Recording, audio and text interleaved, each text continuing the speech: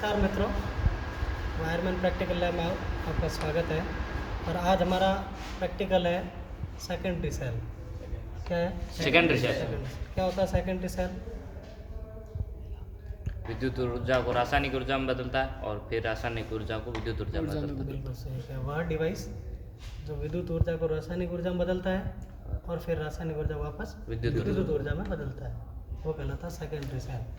Secondary cell primary cell की तुलना में भारी होता है, कीमत भी ज़्यादा होता है, एक्सपीरियंस दक्षता भी ज़्यादा होती है और वोल्टेज कैपेसिटी भी ज़्यादा होती है और रिचार्जेबल भी होता है। मतलब एक बार यूज़ करने के बाद हम वापस चार्ज करके फिर वापस यूज़ ले सकते हैं, बार बार यूज। और प्राइमरी सेल होता है वो वन टाइम यूज़ करते हैं फिर यूज एंड थ्रो हो जाता है, बराबर ना। तो उसके लिए हम सेकेंडरी सेल, आज अपने पास सेकेंडरी सेल के रूप में लेड एसिड बैटरी। तो अपने सिलेबस में जो सेकेंडरी सेल है वो 3 प्रकार का है, लेड एसिड और एक निकल आयरन और निकल कैडमियम सेल। तो अपने पास जो अपने घरों में रेगुलर यूज आता है लेड एसिड बैटरी, या सबने आपने बैटरी देखी होगी है ना, अपने इन्वर्टर के पास भी लगी होती है और दूसरा अपने गाड़ी में भी लगी होती है, ट्रक वगैरह उसमें भी, और आजकल इलेक्ट्रिक व्हीकल आने लग गए तो उसमें भी लगी है। तो उसकी जानकारी बहुत ज़रूरी है। तो उसमें बाहर के तरफ सप्लाई देने के लिए 2 टर्मिनल होते हैं, एक प्लस का और एक माइनस का।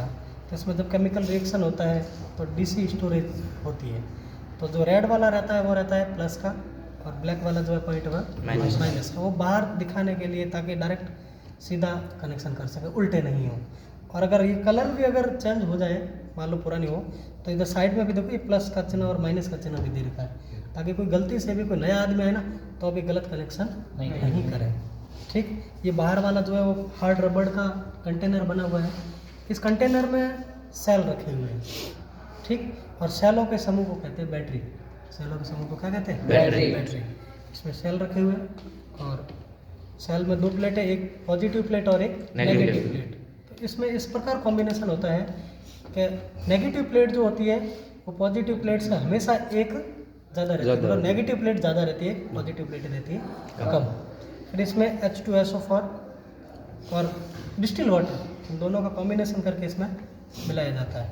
इसमें जो पॉजिटिव प्लेट जो बनी रहती है वो रहती है PbO2 लेड परऑक्साइड, और नेगेटिव जो प्लेट रहती है वो रहती है स्पंजी लेड की बनी रहती है। फिर आपस में कहीं केमिकल रिएक्शन होता है, डीसी वोल्टेज बनाता है, फिर अपन उसको यूज़ करते हैं। ठीक है, फिर इसमें कभी कभी टाइम टू टाइम जैसे जैसे रिएक्शन होती रहती है तो हाइड्रोजन गैस भी बनती है और इसकी कैपेसिटी भी कम होती है। तो समय समय पर इस बैटरी की दक्षता बनाए रखने के लिए हमें बार बार डिस्टिल वाटर डालते रहना चाहिए समय समय पर, क्योंकि इनकी कैपेसिटी, इनका टाइम पीरियड जो होता है वो 2 से 2.5 साल या 3 साल होता है।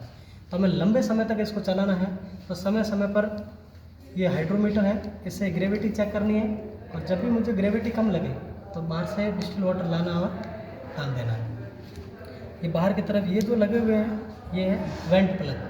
क्या लगे हुए? Went plug. इसके 2 कार्य, एक तो इसको अपन खोल के और इसमें डिस्टिल वाटर भी डाल सकते हैं, दूसरा जब केमिकल प्रोसेस होता है तो उस समय हाइड्रोजन गैस भी निकलती है, तो गैस जो है इनके बुलबुलों के रूप में बाहर निकलती रहेगी, तो ये प्रोसेस कंटिन्यू होता रहेगा।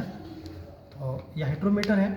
इस हाइड्रोमीटर में क्या है कि अंदर की तरफ एक मीटर दे रखा हुआ और इसमें पारे के छल्ले हैं, है ना, ये बाहर निकाला है, टूटा हुआ था हमारे पास का, ये पारे का छल्ला है, और इसमें एक रीडिंग दे रखी है। आप अगर ढंग से देखोगे तो देखो ये 1100, 1150, 1200, 1250 और 1300 है ना। तो अगर 1100 से और 1150 के बीच में है तो इसका मतलब मेरी बैटरी पूरी की पूरी डिस्चार्ज हो चुकी है।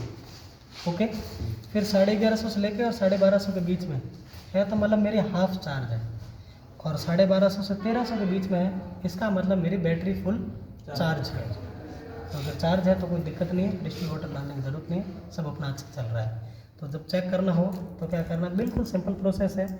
जब मैंने ये वेंट प्लग खोला, इस आगे वाले पाइप के नोजल को डुबाया और इसको एक बार बिल्कुल ऐसा पुश करना है और फिर छोड़ देना है, तो देखिए अपना आप भर जाएगा पूरा, है ना, भर जाएगा ना।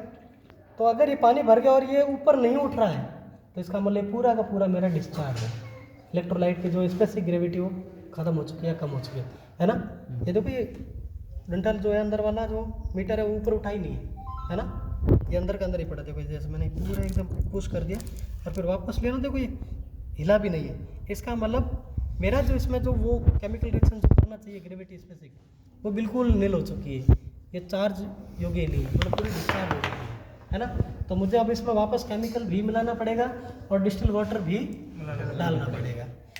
और तो एक तो ये चीज़ है, इसकी ग्रेविटी कैसे चेक करते हैं। दूसरा, आज हम चेक करेंगे इस बैटरी को खोल के पूरा ऑपरेशन करेंगे कि इसमें सेल का है, सेपरेटर कैसे लगे हुए हैं, सेल अंदर का कंटेनर कैसा है, नेगेटिव प्लेटें कितनी है, नीचे भी कितना गैप दिया हुआ है, वो सारा का सारा अपन आज खोल के ऑपरेशन करेंगे। ठीक है, मिलते हैं आगे वाले प्रोसेस में।